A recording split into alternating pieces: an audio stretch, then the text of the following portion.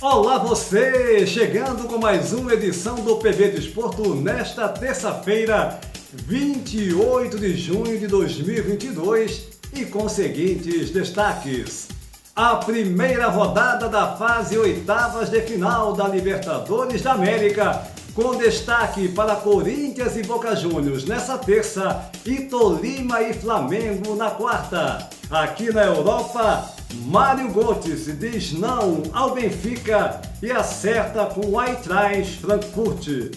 Mourinho pede reforços na Roma e Paris Saint-Germain insiste na contratação do português do Futebol Clube do Porto, Vitinha. Na opinião do PB Desporto, Antônio Manuel Góes, no Rio de Janeiro, irá analisar os jogos mais complicados para as equipes brasileiras nessa fase oitavas de final da Libertadores, como também a chegada do ex-jogador do Manchester City e da seleção brasileira, Fernandinho, no Atlético Paranaense.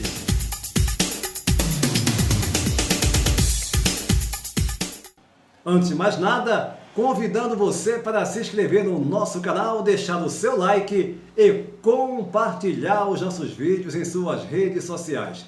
Daqui a pouquinho iremos falar mais notícias aqui do futebol pela Europa, mas agora é a hora do futebol no Brasil e com a opinião de Antônio Manuel Góes, no Rio de Janeiro. Inicialmente quero falar contigo, Antônio Manuel Góes, colocar em questão os jogos mais complicados para as equipes brasileiras nessa fase oitavas de final da Libertadores, começando nessa noite. Como é que você avalia? Quais são as equipes que terão compromissos, digamos assim, mais complicados nessa fase, hein, Antônio Manuel Góes? Um abraço. Olá, gente conectada no PB Desporto. Oitavas de final da Copa Libertadores da América. Rigorosamente, embora possamos, no papel, arriscar favoritismos, importante não subestimar o mérito de todos que chegaram a esta etapa da competição. No caso dos brasileiros, cumpre ressaltar o melhor momento de alguns, Palmeiras, Atléticos Mineiro e Paranaense, Corinthians, e o baixo desempenho de outros, Flamengo e Fortaleza, na temporada nacional de pontos corridos. Mas agora é mata-mata continental. O Verdão de Abel Ferreira, na casa do Cerro Porteño em Assunção. O Atlético Paranaense de Felipão, em sua casa, a Arena da Baixada, a receber outro paraguaio, o Libertad. O Corinthians de Vitor Pereira, no Itaquerão, contra o Boca Juniors.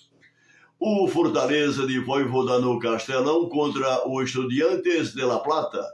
E o conturbado Flamengo do recém-chegado Dorival Júnior, seriamente atingido por inesperado surto de Covid, é mole, na altitude de quase 1.300 metros de Ibagué, norte da Colômbia, contra o Tolima. Entre nossos representantes das oitavas da Libertadores, maiores dúvidas para Fortaleza, mesmo em casa, e Flamengo, pelas ausências de relevantes peças em suas linhas de defesa e meio-campo, a exigir do treinador emergencial improvisação tática que lhe garanta, nessas condições de incerteza, minimizar a inegável vantagem do adversário em seu estádio. De repente, Antônio Júnior, o Flamengo se lamenta, da cessão por empréstimo do volante Hugo Moura, ora em franco crescimento do Atlético Paranaense, uma alternativa que diminuiria, sem dúvida, a dor de cabeça de Dorival no ajuste de sua desfalcada intermediária, onde só dispõe de Andréas Pereira e Thiago Maia, e ninguém mais para eventual reposição durante o jogo. Mata-mata na Libertadores é um cenário de imponderabilidades. Libertadores da América, Antônio Manuel Góes, é uma competição das mais difíceis, porque envolve uma série de fatores, né?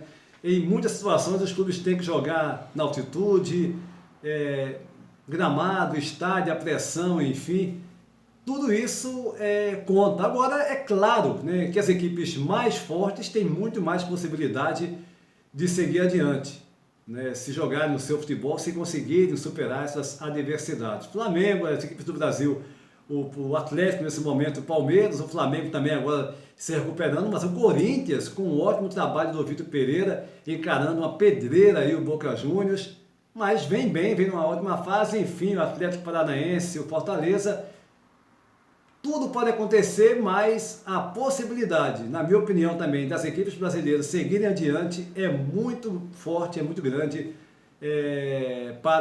na Libertadores da América. O segundo assunto que eu quero abordar contigo é sobre a chegada do experiente Fernandinho, jogador com muitos anos no Manchester City da Premier League, na Inglaterra, 2 Copas do Mundo com a camisa da seleção brasileira e agora chegando ao Atlético Paranaense. Foi apresentado na última segunda-feira. O Guardiola queria a sua permanência, não foi possível o acerto com o clube e ele chega para defender as cores, né, do rubro-negro do Paraná, o Atlético Paranaense. Antônio Manuel Góes, como é que você analisa a chegada do Fernandinho, que deverá somar muito, né, para a equipe no comando do Luiz Felipe Scolari, hein, Antônio Manuel Góes?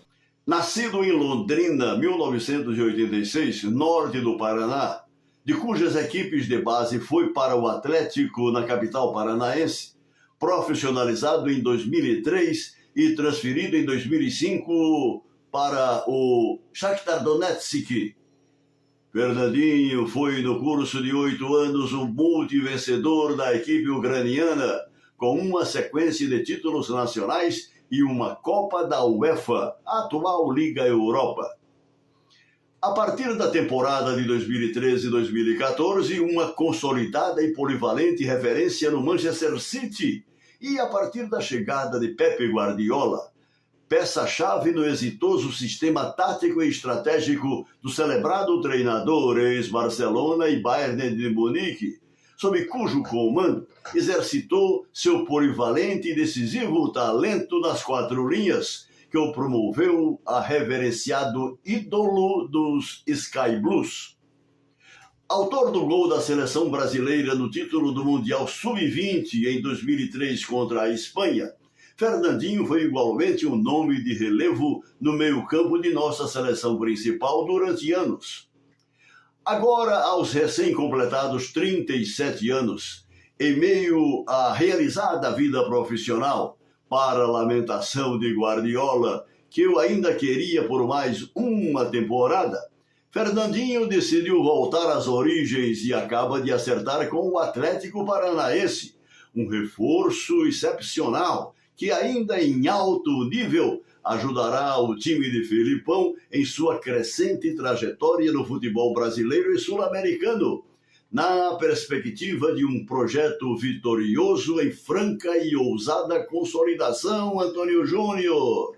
Eu não tenho a menor dúvida, Antônio Manuel Góes, que o Fernandinho vai acrescentar e muito a essa equipe comandada pelo Luiz Felipe Scolari. O Atlético, que vem muito bem no Campeonato Brasileiro, é o 3º colocado, está aí na fase 8ª de final da Copa Libertadores, e o Fernandinho, com a sua experiência, com a sua qualidade, vai agregar e muito no Atlético Paranaense. Antônio Manuel Góes, no Rio de Janeiro, aqui na opinião do PB Desporto. E nas notícias do futebol pela Europa, falando inicialmente do Mário Götze, jogador dos mais famosos, né, do futebol alemão, defendendo a seleção alemã, enfim, e vários clubes. Estava no PSV Eindhoven da Holanda durante algumas semanas, estava em negociação com o Benfica, mas acabou não vingando esse acerto, e o Mário Götze foi apresentado na última segunda-feira, 27 de junho, à equipe do Eintracht Frankfurt, o atual campeão da Liga Europa. O Mário Götze colocou como fundamental para o seu acerto com a equipe alemã a chance de voltar justamente à Alemanha, de jogar nessa cidade e defender as cores de um clube de muita tradição no futebol alemão, e também ressaltou o desejo dos dirigentes como dos torcedores na sua contratação. Mário Götze também afirmou que espera logo estar pronto para defender o Eintracht Frankfurt na Champions League, né? Vou lembrar que o Eintracht foi campeão da Liga Europa, tem presença garantida e vai participar da próxima Champions League 2022-2023. Enquanto isso, na Itália, o técnico português José Mourinho, da Roma, que foi campeão recentemente da Liga Conferência, Mourinho, que é campeoníssimo, ganhou todas as competições que foi a final, europeias, né? Liga dos Campeões, Liga da Europa, UEFA, Liga da Conferência agora, ele pedindo reforços, né? Que a Roma, que os dirigentes sejam mais rápidos na tentativa de contratar jogadores. É bom lembrar que a equipe do Mourinho, a Roma, já perdeu o Henrique Mkhitaryan, e apenas acertou a custo zero com o Nemanja Matic, jogador que veio a custo zero do Manchester United. Ele deixou claro que pretende um jogador para a defesa, 2 médios, um extremo e um avançado, que pode ser o Nicolo Zaniolo. Ou seja, o Mourinho pedindo pressa dos dirigentes da Roma para a contratação. Ele já quer ter algum jogador acertado, alguns jogadores, na volta do clube aos treinos no dia 5 de julho. Enquanto isso, o Vitinha, jogador do Futebol Clube do Porto, está muito próximo de acertar com a equipe do Paris Saint-Germain. O Paris Saint-Germain vem insistindo na sua contratação, o valor de 40 milhões de euros, algo em torno de 219 milhões de reais na cotação atual. É um desejo de algum tempo já do Paris Saint-Germain. Vitinha foi um dos destaques do Porto na conquista da Liga Portuguesa, temporada 2021-2022, 22 anos, e o PSG já interessado há algum tempo no seu futebol, vem insistindo, e é bem provável que aí nos próximos dias já ocorra essa negociação sendo confirmada. Agora, a Bola, jornal aqui de Portugal, noticiou nesta terça-feira 28 que o Paris Saint-Germain quer acertar a sua contratação, mas parcelar esse valor de 40 milhões de euros. O PB Desporto vai ficando por aqui, convidando você para se inscrever no nosso canal, deixar o seu like e compartilhar os nossos vídeos em suas redes sociais. Lembrando que nessa quarta-feira tem nova live PB Desporto pelo mundo.